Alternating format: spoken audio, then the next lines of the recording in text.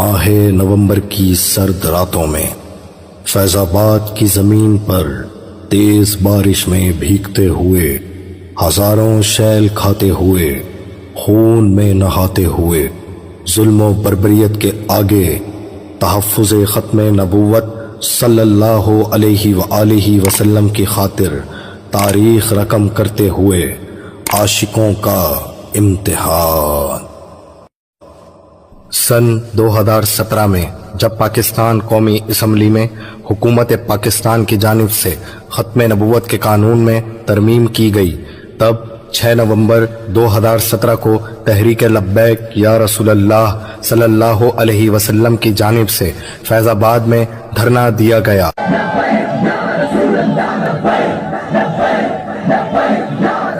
اس وقت تحریک کے سربراہ خادم حسین رضوی رحمت اللہ تعالی علیہ تھے۔ پاکستانی مسلمانوں کی بدقسمتی یہ تھی کہ اس وقت حکومت پاکستان مسلم لیگ نون کی تھی۔ اسی حکومت نے ممتاز قادری علیہ رحمہ کو گستاخ رسول کو واصل جہنم کرنے پر پھانسی کی سزا دی۔ اسی حکومت میں سلمان تاثیر کی بتیاں بجھانے پر 5 عاشقان مصطفیٰ صلی اللہ علیہ وآلہ وسلم کو 5 سال کے لیے قید بامشقت کی سزا ہوئی، اور اسی حکومت میں تحفظ ختم نبوت کے لیے سراپا احتجاج شمع رسالت صلی اللہ علیہ وآلہ وسلم کے پروانوں کو ظلم و جبر کا نشانہ بنایا گیا، جس میں 9 عاشقان مصطفیٰ شہید اور کئی زخمی ہوئے۔ 2018 کے الیکشن میں تحریک لبیک پاکستان اچھے خاصے ووٹوں سے پاکستان کی تیسری بڑی جماعت بن کر ابھری، لیکن امت مسلمہ کا ستارہ اب بھی نہیں چمکا تھا۔ اداروں کی طرف سے بدترین دھاندلی کے بعد ایک سلیکٹڈ شخص کو وزیر اعظم بنا دیا گیا، جو اپنی دور اپوزیشن میں ہی 11 رکنی عملہ 295C کے قانون میں رد و بدل کے لیے بھیج کر خود کو ختم نبوت و ناموس رسالت صلی اللہ علیہ وسلم کا غدار ثابت کر چکا تھا۔ الیکشن کے فوراً بعد ہی ہالینڈ کی طرف سے کئی گستاخانہ خاکوں کے مقابلے کا اعلان کیا گیا۔ اس وقت تحریک لبیک نے دھاندلی والے معاملے کو نظر انداز کر کے ہالینڈ کے خلاف احتجاج کا اعلان کیا۔ سنو جی، ہمارے انتخابات کیا، دھاندلی کیا، ہمارے ووٹوں پر ڈاکہ کیا، ان کی حیثیت کروڑوں اربوں بھی بار ہمارے ڈاکہ پڑے ووٹوں پر، اور ہم مر جائے، ہمیں گھسیٹا جائے، ہمارے سارے امیدوار شہید ہو جائے اور میری لاش جلا دی جائے، ان باتوں کی کوئی حیثیت نہیں۔ ثابت ہوا کہ جملہ فرائض فروض ہے، اصل رسول بندگی استاد بن کی ہے۔ یہ اعلان کیا جب ہالینڈ کے گستاخ گرٹ ولڈر نے ناپاک اور گستاخانہ خاکوں کا مقابلہ منعقد کروانے کا اعلان کیا، تو ہمیشہ کی طرح سب سے گرجدار، للکار اور مزاحمتی آواز تحریک لبیک پاکستان کی جانب سے اٹھائی گئی۔ تحریک لبیک پاکستان نے 29 اگست 2018 کو لاہور سے اسلام آباد مارچ کی کال دی، اور حکومت وقت سے مطالبہ کیا گیا کہ ان گستاخانہ مقابلے کو روکنے کے لیے ہالینڈ کے سفیر کو طلب کر کے تمام تعلقات ختم کیے جائیں، اور پھر رسول اللہ صلی اللہ علیہ وآلہ وسلم کے دیوانوں کا عشق اور جذبہ ایمانی دیکھ کر کفر لرز اٹھا۔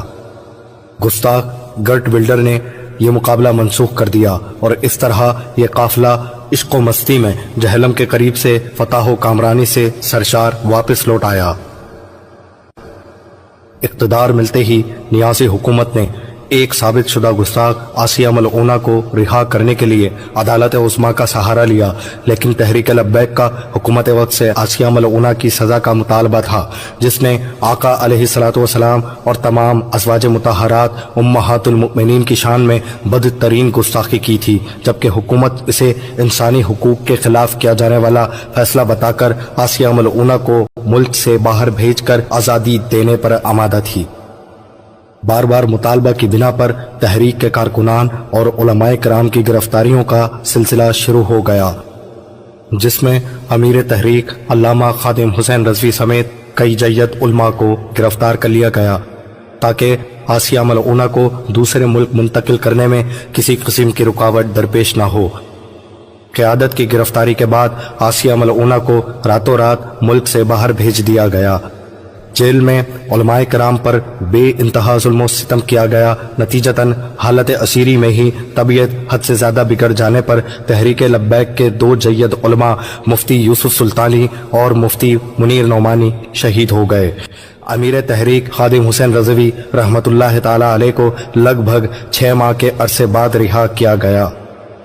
اسی دوران فرانس کی طرف سے ریاستی سطح پر آقا علیہ الصلوۃ والسلام کی ایسی بدترین گستاخی کی گئی جو 1400 سال کی تاریخ میں کبھی نہیں ہوئی۔ فرانس کے صدر کی طرف سے عقائد و جہاں کے خاکے شائع کیے گئے، جس پر 15 نومبر 2020 کو خادم حسین رضوی کی سربراہی میں فرانسیسی سفیر کی ملک بدری کے خلاف دھرنا دیا گیا۔ اس وقت آپ علیہ رحمہ شدید علیل تھے، لیکن ناموس مصطفیٰ صلی اللہ علیہ وسلم کے لیے آپ کی علالت نے بھی آپ کے حوصلے پست نہ کیے۔ آپ نے حکومت سے مطالبہ کیا کہ وہ فرانس کے ساتھ تعلقات ختم کرے اور فرانس کا سفیر ملک بدر کرے۔ 16 نومبر کو حکومت اور تحریک کے بیچ فرانسیسی سفیر کی ملک بدری کا معاہدہ طے پایا اور تحریک لبیک کی جانب سے دھرنا ختم کیا گیا۔ 19 نومبر کو حضرت خادم حسین رضوی رحمۃ اللہ تعالی علیہ اسی علالت کے سبب دنیا فانی سے رخصت ہو گئے۔ یہ ہر غیرت مند مسلمان کے لیے بہت بڑا صدمہ تھا، امت مسلمہ کے لیے بہت بڑا نقصان، اور یقیناً آپ کے وصال پر اہل کفار کے گھروں میں جشن کا سما ہوگا، کیونکہ وہ فریڈم آف اسپیچ کے نام پر اسلام کے خلاف جو محاذ تیار کر رہے تھے، اس محاذ کے سامنے خادم حسین رضوی ایک سیسا پلائی دیوار کی مانند تھے۔ آپ کی وفات کے فوراً بعد ہی صحابہ کرام کی سنت پر عمل کرتے ہوئے ارکان شورا کے فیصلے پر آپ کے بڑے صاحبزادے حافظ سعد حسین رضوی صاحب کو تحریک کا امیر منتخب کر دیا گیا۔ اپنے کارکنان سے بحیثیت امیر تحریک پہلا خطبہ فرماتے وقت آپ نے اپنے بابا جان کے مشن کو پایہ تکمیل تک پہنچانے کا عہد کیا۔ میں آپ سے وعدہ کرتا ہوں انشاءاللہ زندگی کے کسی بھی شعبے کو خالی نہیں چھوڑیں گے، ہر طرف جائیں گے، اسی ملک میں رہیں گے، یہی ناموس رسالت کی پہرےداری کریں گے، یہی ختم نبوت کی پاسبانی کریں گے، اور اسی ملک میں حضور کے دین کو غالب کریں گے۔ اور انشاءاللہ میں آپ سے یہ کہتا ہوں کہ حضور کے دین کو تخت پر لانے کے لیے ہم اپنے قائد کے خواب کو شرمندہ تعبیر کریں گے۔ والد کا غم تو آپ کی آنکھوں سے چھلک ہی رہا تھا، لیکن آپ کے الفاظ آپ کے دل میں موجود غم امت کی عکاسی بھی کر رہے تھے۔ حضرت خادم حسین رضوی رحمۃ اللہ تعالی علیہ کے چہلم کے بعد فرانسیسی سفیر والے معاملے پر ایک بار پھر سے آواز اٹھائی گئی، مگر یورپی دباؤ کی وجہ سے کوئی کارروائی عمل میں نہیں لائی گئی۔ پھر جب تحریک لبیک کی جانب سے حکومت کو دھرنے کی وارننگ دی گئی تو حکومت کی طرف سے امیر تحریک حافظ سعد حسین رضوی صاحب کو بنا کسی جرم کے رمضان سے ایک دن قبل ہی گرفتار کر لیا گیا، جس کا مقصد صاف ظاہر تھا کہ حکومت نے اپنا معاہدہ توڑ دیا ہے۔ اپنے قائد کی بے بنیاد گرفتاری اور فرانسیسی سفیر کے معاملے پر حکومت کی طرف سے کی جانے والی عہد شکنی پر پورے ملک میں احتجاج شروع کیا گیا، اور اس احتجاج کو روکنے کے لیے تحریک کے کارکنان پر پھر سے ظلم کے پہاڑ توڑے گئے۔ روزے کی حالت میں کارکنان پر سیدھی گولیاں چلائی گئیں، ہزاروں شیل مارے گئے۔ اس دھرنے میں 26 شہادتیں ہوئیں، جید علماء کرام سمیت پوری قیادت اور سینکڑوں کارکنان کو گرفتار کیا گیا۔ ظلم و ستم کا یہ سلسلہ اس لیے نہیں رک رہا تھا کیونکہ حکومت کی طرف سے ملنے والی ساری آفرز کو امیر تحریک جیل میں ہی ٹھکراتے جا رہے تھے۔ آپ کا ایک ہی مطالبہ تھا، فرانسی سفیر کی ملک بدری۔ حکومت پاکستان نے ایڑی چوٹی کا زور لگا لیا، آپ پر جیل میں تشدد بھی کیا گیا کہ آپ اس ڈیل پر رضامند ہو جائیں، لیکن آپ کے حوصلے جیل میں بھی چٹانوں کی طرح بلند تھے، اور کارکنان بھی عشق مصطفیٰ میں شہادت کے جام نوش کرنے کے لیے تیار بیٹھے تھے۔ سعد حسین رضوی کو ڈیل پر راضی کرنے کی ایک وجہ یہ بھی تھی کہ حکومت کے پاس آپ کے خلاف کوئی ثبوت ہی نہیں تھا جو وہ عدالت میں پیش کر کے آپ کو مجرم ثابت کرتے۔ بالآخر معاملہ اس بات پر طے ہوا کہ دھرنا ختم کر دیں، ہم آپ سے معاہدہ کرتے ہیں کہ سفیر والے معاملے پر آپ کا ساتھ دیں گے۔ بحکم امیر تحریک دھرنا ختم کیا گیا، لیکن پھر بھی گرفتاریوں کا سلسلہ جاری رہا، لیکن تحریک خاموشی سے معاہدے کے پورا ہونے کا انتظار کرتی رہی اور حافظ سعد حسین رضوی کی رہائی کا مطالبہ کرتی رہی، لیکن وعدہ پورا نہ کیا گیا۔ 7 ماہ گزر گئے۔ چھوٹی عید، بڑی عید سعد حسین رضوی نے اپنے گھر والوں سے، اپنے کارکنان سے دور جیل میں گزاری، لیکن سعد حسین رضوی کے خلاف حکومت کے پاس کوئی ثبوت نہیں۔ یہ جانتے ہوئے بھی اداروں نے انتہائی غیر سنجیدہ رویہ اختیار کیا، جس کی وجہ اداروں پر حکومتی دباؤ تھا اور حکومت اپنے مغربی آقاؤں کو خوش کرنے میں مگن تھی۔ حکومت کی طرف سے وعدے کی پاسداری نہ ہوتی دیکھ کر جیل سے ہی امیر تحریک کی جانب سے ناموس رسالت مارچ کرنے کا حکم جاری ہوا۔ خادم حسین رضوی کے چھوٹے شہزادے حافظ انس حسین رضوی کی سربراہی میں مسجد رحمت للعالمین سے اس مارچ کا آغاز ہوا اور ایک بار پھر سے عاشقان رسول صلی اللہ علیہ وسلم کے ساتھ ظلم اور بربریت کی نہ بھولنے والی داستان رقم کی گئی۔ بجری سے بھرے کنٹینر سے راستے بند کر دیے گئے، خندقیں کھودی گئیں، راستوں میں گڑھے کھود کر اس میں پانی بھر کر کرنٹ چھوڑ دیا گیا، ہیلی کاپٹر سے ناموس رسالت کے پہرے داروں پر گولیاں برسائی گئیں، تیزاب کے ٹینکر پلٹے گئے، شیلنگ کی گئی، مگر حضور صلی اللہ علیہ وسلم کے ان پر اسرار عاشقوں کا قافلہ اپنے کریم آقا علیہ الصلوۃ والسلام کو جانوں کے نذرانے پیش کرتے ہوئے آگے بڑھتا رہا۔ عشق کی اس لازوال داستان میں تقریباً 34 عاشقان مصطفیٰ صلی اللہ علیہ وسلم شہید اور کئی زخمی ہوئے۔ دھرنا ختم کرنے کے لیے حکومت حیوانیت کی ساری حدیں پار کرتی جا رہی تھی۔ چشم فلک نے وہ منظر بھی دیکھا جب یہ غیرت و حمیت کا قافلہ بے سر و سامانی کے عالم میں شہداء کی لاشوں کے ساتھ زخمیوں کو ساتھ لیے شیل کھاتے، گولیاں کھاتے اور پولیس بربریت کا مقابلہ کرتے ہوئے منزل کی جانب بڑھ رہا تھا۔ حسینی لشکر یزیدی فورس کو پسپا کرتے ہوئے مسلسل ظلم کے آگے سیسا پلائی سی دیوار بنا تھا۔ آئی جی پنجاب لاہور سے نہ نکلنے کی دھمکی لگا رہا تھا اور یہاں رسول صلی اللہ علیہ وسلم کے دیوانوں کے انصرنا یا رسول اللہ کے نعروں سے لاہور لرز رہا تھا۔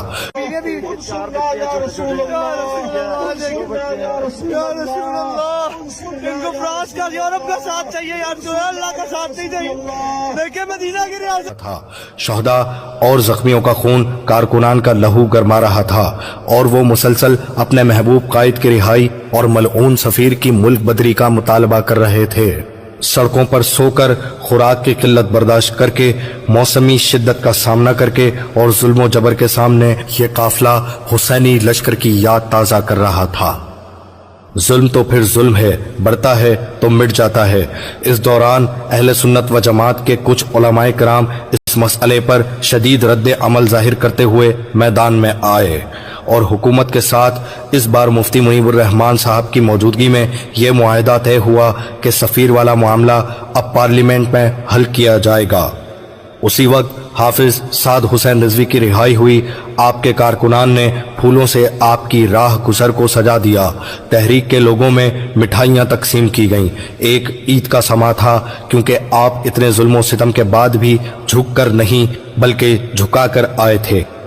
آپ کی رہائی کے اگلے دن ہی علامہ خادم حسین رضوی رحمت اللہ تعالی علیہ کا عرس مبارک تھا، جس میں لاکھوں عاشقان مصطفیٰ صلی اللہ علیہ وسلم نے شرکت کی۔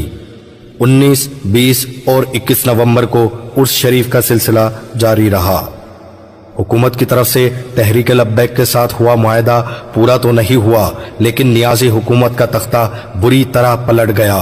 جو تحریک لبیک کو کل عدم کہتے تھے، وہ اپنے ہی ہاتھوں سے اپنی حکومت ختم کرنے پر مجبور ہو گئے، جبکہ تحریک لبیک آج بھی اپنی آب و تاب کے ساتھ چمک رہی ہے۔ بے شک میرا رب بہتر انتقام لینے والا ہے۔